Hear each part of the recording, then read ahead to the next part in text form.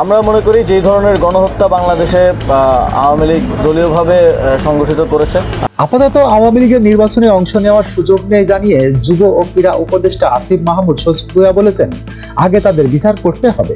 তিনি বলেন, আওয়ামী লীগের মতো দলকে নির্মূল করা উচিত। বুধবার 19 ফেব্রুয়ারি আদমজী ক্যান্টনমেন্ট কলেজ তরুণের উৎসবে যোগ দিয়ে এসব কথা বলেন যুব ও ক্রীড়া উপদেষ্টা। এ সময় খুলনা প্রকৌশলী বিশ্ববিদ্যালয় কুয়েট হামলার ঘটনাকে দুঃখজনক বলে মন্তব্য করেছেন আসিফ মাহমুদ। তিনি বলেন, জড়িতদের দ্রুতই আইনের আওতায় আনা হবে। এর মধ্যে আইন শৃঙ্খলা বাহিনীকে নির্দেশ দেওয়া হয়েছে। মঙ্গলবার কুয়েটে দুই গ্রুপের সংঘর্ষ হয়। এ ঘটনায় অর্ধশতাধিক আহত হয়েছে। বিভিন্ন ছবি ও ভিডিওতে দেশীয় অস্ত্র হাতে শিক্ষার্থীদের উপর হামলা করতে দেখা গেছে। শিক্ষার্থীদের অভিযোগ, ক্যাম্পাসে ছাত্র রাজনীতি নিষিদ্ধ করার পরও তা ফেরানোর চক্রান্ত চলছে। ছাত্র দলের অনুসারীরা এই হামলায় জড়িত।